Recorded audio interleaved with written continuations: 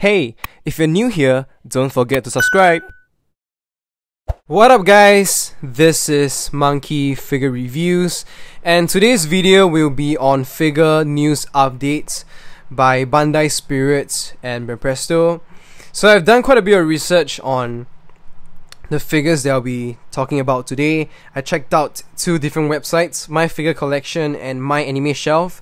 So for My Figure Collection, they state that all the figures today that I'm talking about are made by Bandai Spirits.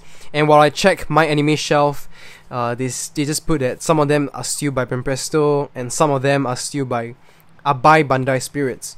It's all pretty confusing. I'm not sure who's right or wrong, but I speculate that Banpresto, they are still doing some of their series, their older series especially, and for Bandai Spirits, they kind of, as a new entity, they are continuing what they did for Bandai and also taking over certain series from Banpresto, such as the Ichiban Kuji.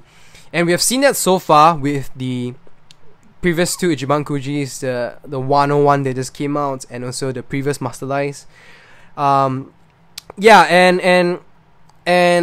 I think is that for Bandai Spirits, the figures that they have produced so far are not anything to be excited about, because they can show you amazing prototypes, which was what we saw, and the actual product really falls short of what we were shown.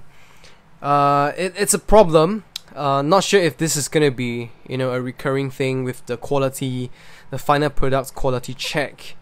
So I really advise anyone buying figures from Bandai Spirits to hold it up as long as possible. Maybe to the point where if you don't mind paying a little bit more, wait till the figure comes out and you really see the actual product, and then make a decision. Because if you're just gonna pre-order it blindly based on the promotional images we are shown, we might be in for disappointment.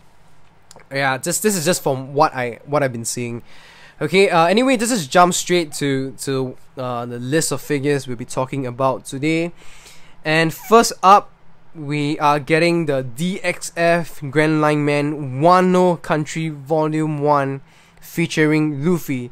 So the old school Grand Line Man series is back. This time round, we'll be starting off with the Wano figures. By the way, there are actually a lot of more figures coming out regarding the new One Piece movie, the Stampede movie, and I'll be doing a separate video on that, because there's really quite a lot of figures coming out just related to the Stampede movie. But now I'll just be focusing on the main ones that we know as of now. Okay, so we get Luffy, and we see him in his Wano outfit. Looks pretty okay to me. And you can see here is by Banpresto. So these are other shots. One thing I would just like to say is he looks kind of skinny, and from what we have seen so far, he has become pretty muscular. But this is just like skinny Luffy again. But other than that, I think the quality based on this photo seems pretty alright. Like a GLM Grand Line Man standard.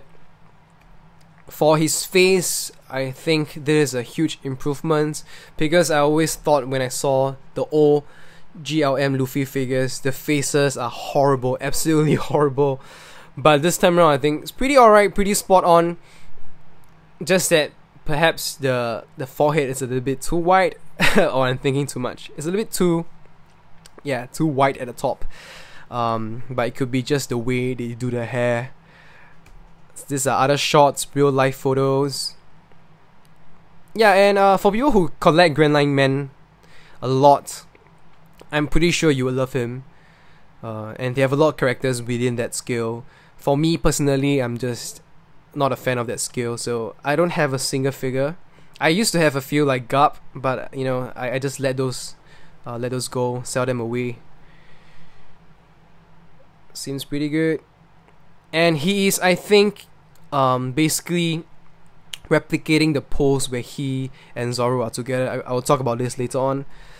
Alright, oh god, we're getting the manga dimension again, and this time round we have Grandista Law.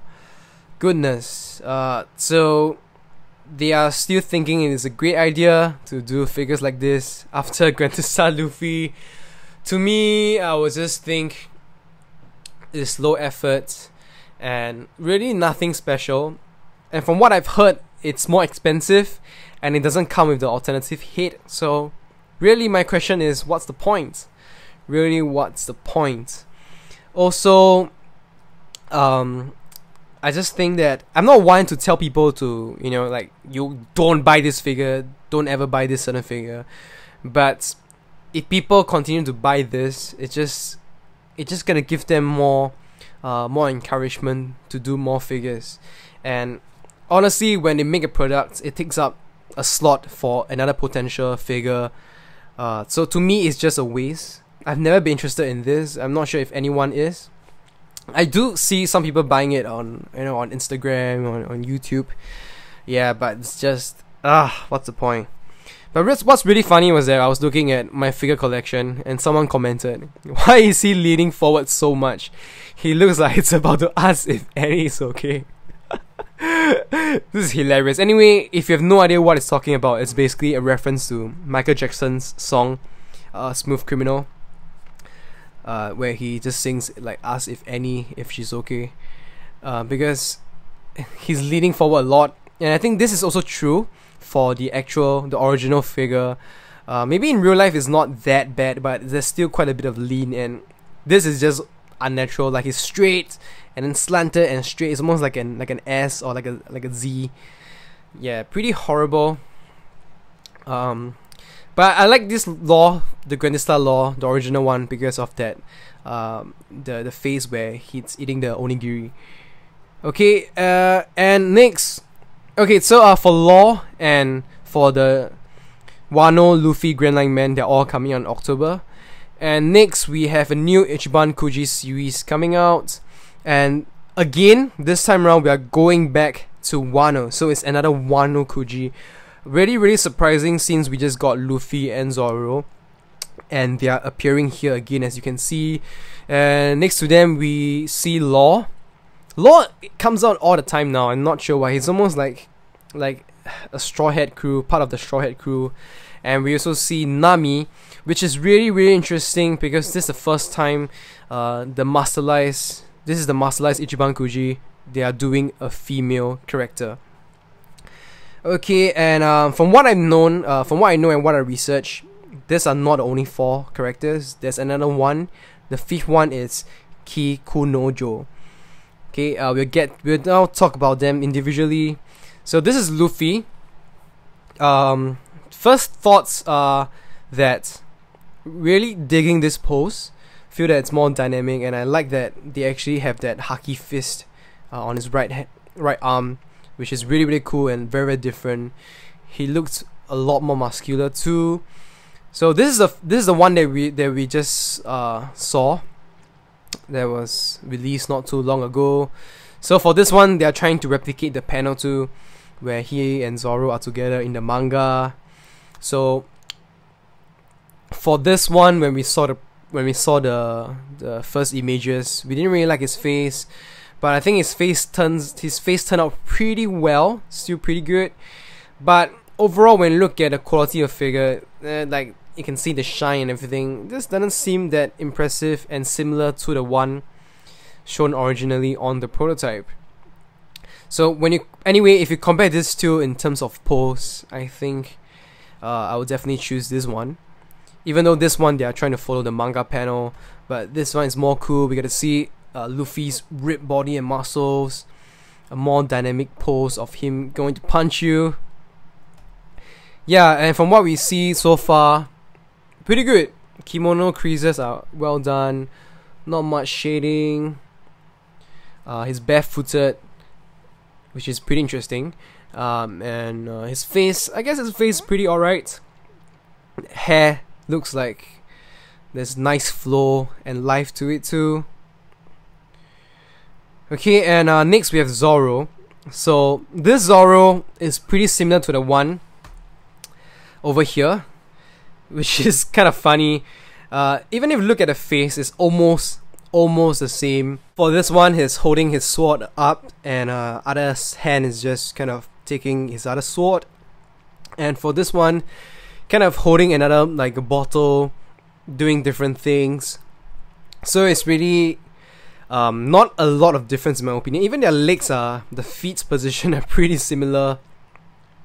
But of course, if you look into certain details of the costume, it's you can see, like, there's quite a bit of differences in terms of this part, the bottom of his kimono, and also this design. It's colored differently if you pay attention to it. So this time around, they kind of give it, like, instead of white and a little bit of shading towards the bottom, they totally changed the color here. And for his coat, this is not gold, it's in a different color. So if you're looking at the costume design, costume coloring, this one seems a lot better. Okay, and but I think honestly they're just so similar. So if you're looking to get one of these two, anyone will do. But from what we have seen so far for this figure, in this picture he doesn't look that good in terms of his skin tone and certain parts. But I've seen other videos and other photos. He seems pretty alright. I pre-ordered it, so maybe you guys can decide if you want to buy these figures, and I'll help you guys decide by showing you how he looks like. Okay, another angle. Yeah, they're just like for like copy almost. And next we have Law. So I saw some comments about people complaining, he doesn't really look like Law, his face looks off. And I kind of have to agree. Number one, I think his cap, his hat is a little bit too big. So this kind of make his face look a little bit too small, It kind of affects. People think that they don't, but when you have a big cap, it just makes the face look smaller than usual. So it kind of throws it off. But even if you look at different angles, it could be the eyes that just not really accurate to how we see Law. But overall, I think he's just pretty normal, pretty okay. I like his outfit. His outfit design is cool. But really nothing to drive home about. Probably I won't be getting this because I don't really like his face too. And next we have Nami, and this is also really interesting because when you look at the face, her nose is almost like it's not distinguishable, and the lips too. So it's just kind of like melted into her face. Not sure what's going on there, but if you look below her head, the outfit looks pretty alright with the light blue color, the orange, the design patterns. Some bracelets here, and her sandals seems pretty good. Her tattoo, yeah, but it's just her face, like faces are so important to capture the character's likeness. Different shots of her outfit seems pretty alright. And this is Kikunojo, and we have her just tying her hair up. I'm not even sure if I should call her a she, because if you have caught up with the manga, it's all a bit yeah, it's like whatever. But I'm just gonna call her her. And yeah, outfit seems pretty alright. But I don't really have a lot of affection for this character, so I'm not really interested. The designs on the kimono are really quite beautiful if they turn out this way. Also, I like that she's tying her hair, so it's more different than just standing there. Okay, and all these figures will be, these Kuji figures, based on my figure collection, they all will be coming out on the 4th of October. Now, back to our Grand Line Man Wano country. This time around is volume 2, and we are getting Zorro. And to be honest, based on this picture, he looks really good. He looks even better than the Kujis that we have seen so far. It could be the face.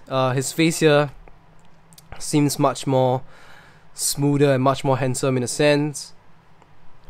So these are real life shots of him. His swords are, I don't remember his swords getting this gold color parts. And he's probably still using his same swords, so not sure what's going on there. Or maybe it's just that they use super reflective paint on this. Yeah, but the coloring, the creases are all very well done. Better than Luffy, because Luffy is just kind of flat down. His face pretty good, his earrings. I think if you're a Zorro fan, most likely you will be wanting to get this. And these are the two of them together. So as I mentioned, they are just trying to replicate this panel in a sense from the manga. So this is what they are trying to do. And we have already seen another one, which is the Ichiban Kuji. And to be honest, I think the Grand Line Man wins out on this one. They are a lot better in terms of character likeness. Just looks a lot better. The only downside is just they have the ugly base, and they also basically are smaller in scale. And next we have Law. Once again, I think this Law looks better than the Ichiban Kuji. Looks really good. I like his ropes. It just seems to make its body bigger compared to the Ichiban Kuji. The face is also, in my opinion, much better. It could be just the eyes, like the eyes on the previous one seems off, and this one he just has that cold the cold stare. So these are the photos. Looks pretty good. Holding his sword up, and his other hand is just kind of beneath his cape. Pretty good. Let me know what you guys think. And lastly, this is volume 4, and we are getting a Kinemon, but not a colored version yet. We have no photos of him in color. So this is what we see so far, and I like Kinemon. He's quite funny, and I think people will enjoy his figure too. So Kinemon, Law, and Zorro, they will be coming out in November. Alright, next we have another entry to the Glitter and Glamours, and this time around we have Kikunojo. And so we're getting two versions again. The first one is, I guess, her canon outfit, and the second one is just in a different color. So between this and the previous one, it's really up to you, because they are most likely the same scale, but you can choose. And I think I would tend to trust G&G more by Banpresto. Number one is cheaper, and number two, the quality I believe will be better than the Bandai Spirits Kuji 2. So yeah, and the color here also seems to have a better contrast than the previous one. The previous one looks like cheap pastel plastic kind of feeling to it, and this one, her face also shows a little bit more. So this is different color. In fact, I think the white one seems more appealing. The white one just has this very beautiful pure white color, which is kind of funny, because Kikunojo, should she be in the Glitter and Glamours or the Glitter and Brave? But I guess they decided to put her in G&G. Alright, and lastly, we are also getting Grandista Nami. So this is the very first Lady Grandista that we're gonna get for One Piece. Not really excited to see this, even though I find it interesting, because it shows that there's potential for other female characters to reach that big scale figure, the big scale representation. And as of right now, we don't have any pictures to show you guys. It's just this silhouette, and a lot of people have discussed whether or not what's the outfit. But I think if you look really closely here, you can see like there's a strap over there, and that should be evidence it's her post-time skip outfit with her bikini top. Most likely we are getting that, and it's also synonymous with the Grandista figures we have seen so far. It's just all of them in their post-time skip outfit. Alright, let me know what you guys think for the figures I've mentioned today. Yes, it's quite a bit, and really I just want to hear your comments on them. As soon as I get more information on the figures like this one and also upcoming figures, I'll be doing another video on them. But as of right now, just stay tuned. I'll be doing one video just purely on the Stampede movie figures. We're getting Grand Line Man, we're getting GNGs, we're getting Flag Diamond Ship, etc, etc. So it's really even Ichiban Kuji, so it's really quite a bit to talk about. Alright, so anyway, if you enjoyed the video, don't forget to give it a thumbs up, and if you're new here, don't forget to subscribe and hit the notifications button. Thank you guys so much. I'll see you guys very soon. Goodbye.